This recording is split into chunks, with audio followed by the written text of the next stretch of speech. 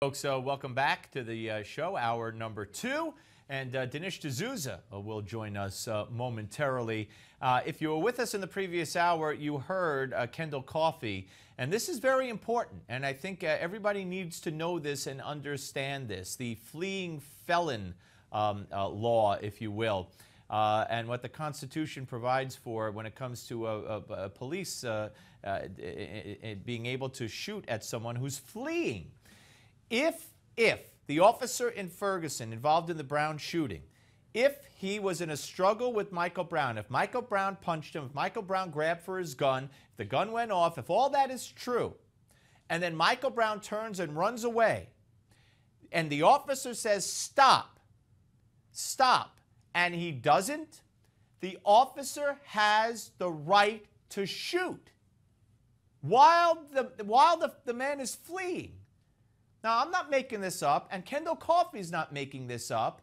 This is absolutely true. Now, we don't know what happened here, so I'm not saying the officer had a right to shoot while he was fleeing. I don't know that the officer did shoot while Michael Brown was fleeing. I'm just saying. You hear shot in the back, shot when he was running away, and the assumption automatically is, well, then he killed him. He slaughtered him. He hunted him down like a dog and killed him. I'm not only talking about Michael Brown. I'm talking about in general. You need to understand the law. If someone beats up a cop, grabs for a cop's gun, and then runs, the cop considers that person to be a felon. The cop considers that person to be a danger to the community. And by the way, the cop doesn't know that that guy who's running, who just punched him and grabbed for his gun, doesn't have another gun and won't go do it to someone else. So the cop, under those circumstances, has a right to fire at a suspect while that suspect is fleeing. You've never heard this. To be fair, my buddy Paul Callan on CNN has brought this up. On CNN. But other than that, I haven't heard this at all as it relates to the Brown case, as it relates to cases in general. The assumption, in fact, is quite the opposite. The assumption is, when you watch any of these shows, I shouldn't say any, but for the most part, that, and as they talk about Michael Brown, the cop shot at him when he was running away. So, therefore, the cop's guilty. First of all, if he did shoot at him while he was running away, and we don't know, he has every right to shoot at him while he's running away if he was attacked by that person beforehand. And also, if he thought, and this is not the case here apparently, but if the man is believed to be a suspect in a robbery or a felony and runs from the cops, they also have a right to shoot him while he's running. The fleeing felon provision. So this is not something created. If you were listening in the previous hour, you heard Kendall Coffey say it. If you weren't, I think it's important enough for me to reiterate it here as I'm doing because it speaks volumes. How many people know? You ask people, does a cop have a right to shoot at a fleeing suspect while he's running away with his back to him? 90% of Americans might say no. But there are circumstances, very limited set of circumstances, where absolutely they have the right to do that. Did it happen here in the Michael Brown case? We don't know. All right, before we go to Dinesh D'Souza, I want you to listen to me and Bill Crystal from the show yesterday. Watch. You just sit here and have an American murdered and have the president just go out and say it's very, he's very angry. And luckily, don't worry, history works against people like that. I mean, I saw that line he had. It was so childish, really. I'll find it actually in the transcript here. But ISIL has no ideology that's worthwhile. People like this ultimately fail. Yeah. Really. Well, the Nazis ultimately failed, but they killed 6 million Jews and tens of millions of other people along the way. All right, folks. Joining us now is Dinesh D'Souza. Hello, Dinesh. Good to talk to you again, my friend. Hey, it's always a pleasure. All right, I want you to weigh in on, first of all, I want to talk about the racial politics in this country, but I do want to, I'd love to get your opinion on what Bill Kristol just said with regard to the president's statement yesterday after we saw the beheading video and learned what the animals did to our American journalists, and the direct message to Barack Obama that they'll spill more American blood.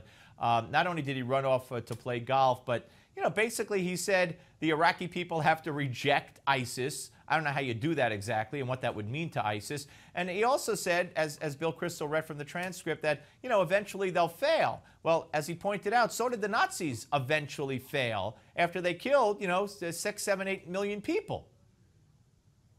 Well, remember that these terrorist groups like ISIS, although they recruit from the ranks of the ordinary people, they don't run for election. And so for the Iraqi people to, quote, reject ISIS is completely meaningless. This is kind of a guerrilla group. It operates autonomously.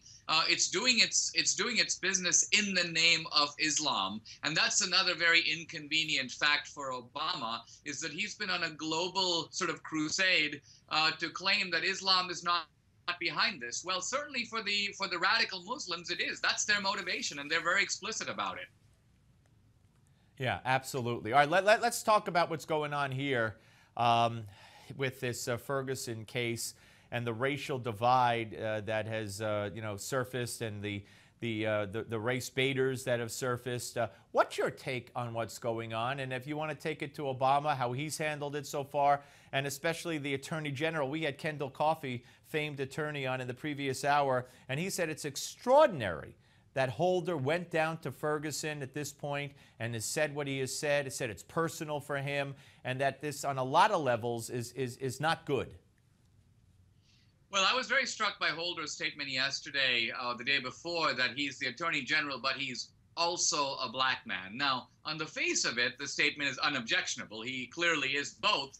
But I think what these statements have a larger meaning. To say that is kind of a way of saying, listen, I want you to know that not only am I the Attorney General, but I'm going to be playing on the black team. In other words, what he seems to be saying is that there's a racial dimension to what's going on here, and we should all be really clear whose side he's on. Now, remember that in the Ferguson case, the complete facts are not known. They're not known to either side. And it's, to me, quite remarkable what's really going on is there's an effort to interpret this. And the reason that the left is going nuts about this is they want this to illustrate their larger narrative. Now, what's their larger narrative? America is a racist society. White cops are racist. A black man can't get a fair shake in America. Now, overall, I think that big story is not true. But if they can find an example that seems to illustrate or dramatize it, that sustains a narrative that's otherwise more difficult to sustain. If they're going to be looking for systematic proof that racism is keeping any group in America down, they'd be hard-pressed to find it. That's why they seize upon these kinds of episodes and go crazy over them, because they're trying to vindicate this larger story of American evil and American shame. And I just want to concentrate on Holder for one more second. His going down there and his saying what he said, do you believe that prejudices a grand jury, could prejudice a jury, and could it result in the prevention of a fair trial for the officer? I think this is a serious issue, because here you have guys like, you have Obama, you have Holder, and you have Al Sharpton.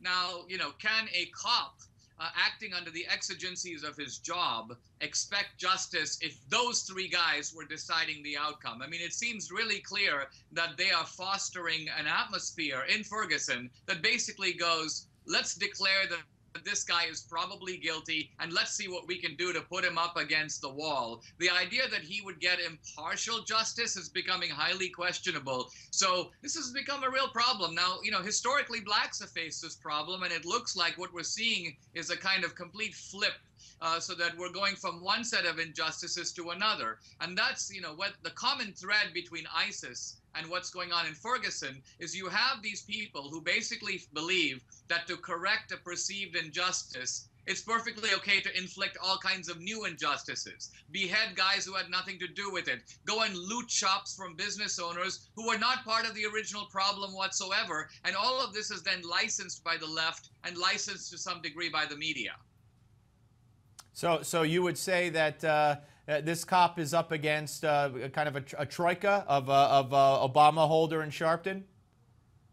Well, I would say that it's very difficult because you're making decisions on, in the throes of the job. Now, absolutely, should there be an attempt to look at the facts? I mean, lethal force was clearly used here. No. What I mean, Dinesh, what I meant was as you lumped them together, Obama, Holder, and Sharpton, and I didn't mean the facts of the case. I'm saying though that this is what the officer is dealing with, a combination of these three men. Kind of I don't know, you want to call it an unholy alliance or a strange alliance or a dangerous alliance when it comes to the cop's future here. You believe that that's what he has to overcome, that those three put together, kind of, correct? Yeah, I'm saying it's kind of a scary triangle because all those three guys have different jobs, but they're working in a certain kind of a concert. And what all three of them are doing is working up the mob. They're working up the mob in what is becoming essentially, you could call it media justice or mob justice. And the idea is that the more that the mob gets worked up, the more the government supposedly has to do to appease and satisfy the mob. And so they go, okay, well, now we're going to do this. Now we're going to do a second autopsy. So they're responding in a way not to the objective demands of justice, but to the fever pitch of agitators who are out there, whom they're encouraging to get out there. So there's a kind of as I say, a triangular alliance between the activists from the street, the Justice Department, and the guy in the White House. I'll tell you, Dinesh, very interesting and very thought-provoking, as always. I thank you for your time, sir. Great to talk to you. Of course, the movie America, Imagine the World Without Her. The great Dinesh D'Souza. Thank you, sir. My pleasure. All right, folks. Coming up next, writer for the National Review Online, Charles Cook.